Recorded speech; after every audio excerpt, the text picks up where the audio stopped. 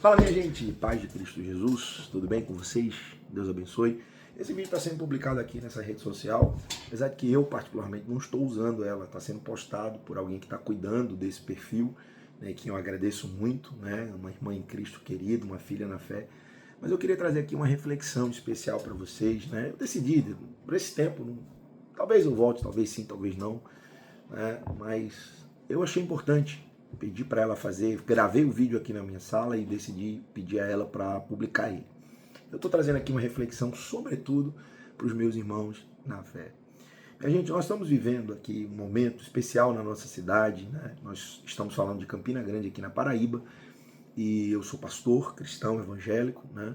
E essa cidade é conhecida nacionalmente, até mundialmente, pelas festividades no período junino, né? Que são feitas, né, em alusão ali àquela comemoração do calendário católico romano, que fala sobre São João Batista, São Pedro e por aí vai.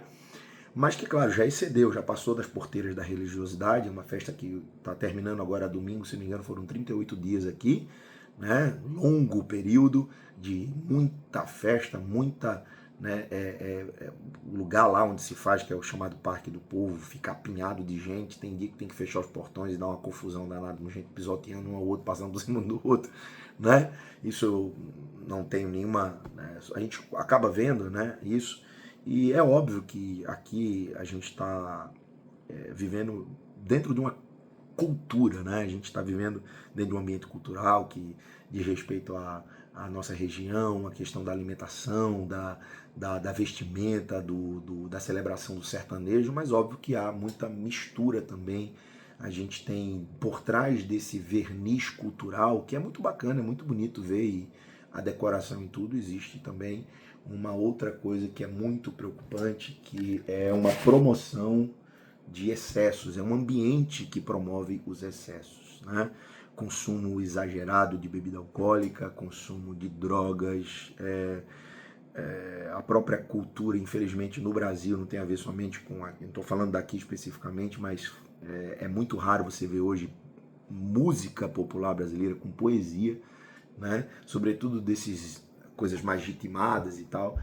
Cada vez mais a promoção do sexo desmedido, a banalização da sexualização, da promoção mesmo de vários parceiros, da própria traição, do adultério, e claro, todo mundo sabe disso, né? Eu estou falando aqui, claro, de maneira firme, crítica, mas é a realidade, a gente precisa compreender isso. Até pessoas que não comungam da mesma fé que eu concordam que está exagerado. Eu vi um vídeo de um camarada um dia desses revoltado na praia por causa daquela galera que leva caixa de som e as músicas são cada vez mais pornofônicas.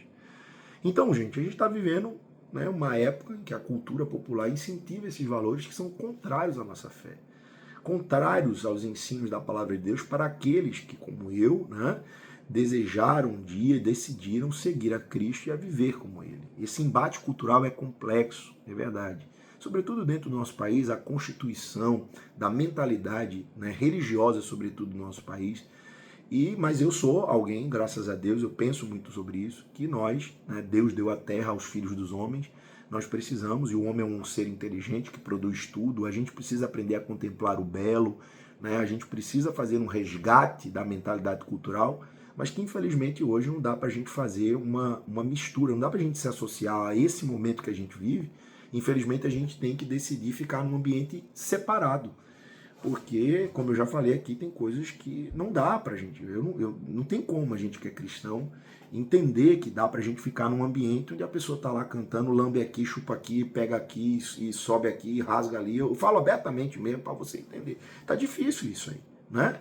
Um lugar mesmo onde tem gente morrendo até de overdose. Casos que acontecem, a pessoa ela vai lá, cheira tanto, fuma tanto, injeta tanto, bebe tanto, que acabou, ela sai de casa para nunca mais voltar, né? Sem falar de tantos outros abusos. Estou falando de uma cidade, por exemplo, de 430 mil habitantes, né, que fica entregue às baratas na segurança pública, porque o efetivo policial fica todo concentrado num lugar onde se reúne até quase 100 mil pessoas por dia. Então, os outros lugares, meu Deus do céu, só Deus para dar livramento. Isso aí, infelizmente, é erro do poder público, né? Não só da cidade em si, que a cidade não tem essa responsabilidade 100% do próprio Estado. Isso aí é outro assunto para se configurar, que são coisas que infelizmente acontecem todos os anos. Estou falando especificamente aqui da cidade. Mas eu quero falar com você, meu irmão em Cristo, meu irmão em Jesus, que eu espero que eu alcance algumas pessoas. A palavra de Deus nos adverte que nós não devemos ser motivo de tropeço para os mais fracos na fé. Na verdade, Hebreus capítulo 12 vai dizer que nós estamos rodeados de uma tão grande nuvem de testemunhas, né? Portanto, nós, irmãos, visto que estamos rodeados de uma tão grande nuvem de testemunhas, corramos a carreira que nos está proposta. Gente, de nós é exigido um testemunho. Olha, nem quem é da igreja, tem gente que não é da igreja, que você já deve ter ouvido, eu já ouvi muita gente dizer assim, por isso que eu não piso na igreja, porque olha o que eu já vi crente fazer. Eles exigem que a gente dê testemunho, porque o discurso que fala mais alto não é aquilo que eu falo, mas aquilo que eu vivo. E isso aqui é algo muito importante. É nossa responsabilidade zelar pelo testemunho cristão. E o testemunho não somente para os incrédulos, mas também para os da fé. A igreja é uma grande família. Olha, eu tenho 4 crianças lá em casa. Eu tenho um menino de 14 anos e uma garotinha de 7. É os da ponta, o mais novo e a mais nova. Gente, eu não posso pedir para a garota de 7 anos cuidar do de 14. Não posso. Eu não posso pedir para que o de 14 anos seja monitorado ou seja ensinado, instruído. A regra é que o mais velho cuida do mais novo. E isso na igreja também. Nós temos o testemunho, nós precisamos dar testemunho para os outros. E a primeira carta aos Coríntios, no capítulo número 8, ela é tão interessante, eu queria ler para você aqui na versão nova tradução da linguagem de hoje. Escuta, olha o que a Bíblia diz. Paulo vai dizer dentro de um contexto, naquela cidade de Corinto, não vale a pena falar que senão o vídeo fica já está muito longo, né? Ele diz assim, agora eu vou tratar do problema dos alimentos oferecidos aos ídolos. Na verdade, como se diz, todos nós temos conhecimento. Porém, esse tipo de conhecimento enche a pessoa de orgulho, mas o amor nos faz progredir na fé. A pessoa que pensa que sabe alguma coisa não tem a sabedoria que precisa ainda, mas quem ama a Deus é conhecido por ele. Quanto a comer alimentos que tenham sido oferecidos aos ídolos, nós sabemos que um ídolo não é nada. E sabemos também que só existe um Deus. Pois existem muitos que se chamam deuses, né? Mas também tem muitos senhores na terra, no céu, né? Porém, para nós, existe somente um Deus, o Pai e Criador de todas as coisas para quem nós vivemos. E existe somente um Senhor, que é Jesus Cristo, por meio de quem todas as coisas foram criadas e por meio de quem nós existimos. Mas nem todos conhecem essa verdade. Existem pessoas tão acostumadas com os ídolos que até acreditam que quando eles comem esses alimentos vieram dos ídolos. A consciência dessas pessoas é claramente fraca. Por isso elas se sentem impuras quando comem, desses alimentos.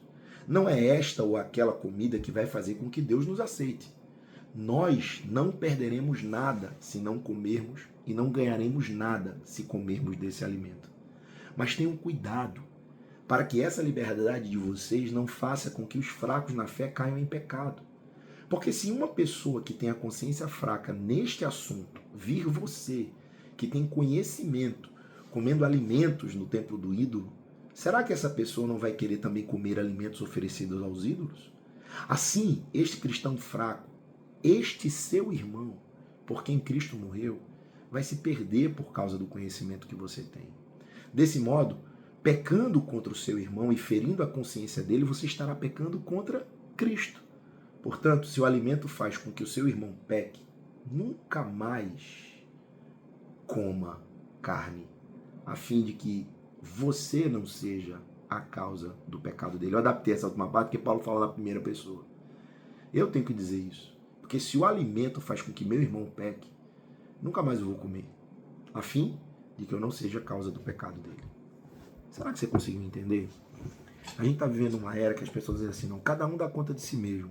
Pô, mas você está fazendo referência a um texto bíblico que tem um contexto. Cada um vai dar conta de si mesmo diante de Deus, diante do trono de Deus, no dia do julgamento. E nesse dia eu vou dar conta de mim mesmo diante de Deus, inclusive sobre a maneira como eu me comportei em relação aos outros. Eu vou dizer diante de Deus, quando Deus me perguntar, se eu fui um bom testemunho do Evangelho. Hoje, aqui, nesse momento, enquanto estamos diante de todos uns dos outros, precisamos prestar contas uns aos outros. Eu dou conta da minha vida ao outro. Eu presto contas à minha mulher, aos meus filhos, ao meu pastor, a minha igreja, aos membros que eu sirvo como pastor, a sociedade, eles esperam o meu testemunho. Então você aí que não está nem aí, né? Que tem alguém que sabe que você serve na igreja, que você trabalha no reino de Deus, que um dia viu você talvez até dando uma palavra para alguém, você está avacalhando o testemunho porque você acha que cada um cuida de si mesmo, você está equivocado. Me perdoa, mas é isso que é verdade. Essa pessoa que é fraca na fé está olhando para você e vai dizer assim, tá vendo? Não tem nada demais. Tá tudo certo. Então imagina alguém que vivia na farra, na bebedeira, que saía na sexta, voltava na outra sexta, que bebia até cair, bebia até o cachorro lamber a sua boca, o que cheirava tudo, o que se deitava com um monte. Ver você no mesmo ambiente onde ele fazia tudo isso. Ele vai dizer, o que foi que eu fiz? Olha esse irmão que estava ali na igreja, agora ele está aqui. Olha a roupa dela. Você entende? Poxa, eu espero que... Sinceramente, eu não sou Espírito Santo, eu não convenço ninguém, mas eu fiz uma oração, eu pedi, Deus, fala com os teus filhos. Por isso que eu decidi gravar esse vídeo. Eu espero que você reflita nisso. Forte abraço. Deus abençoe e vitória em Cristo para você.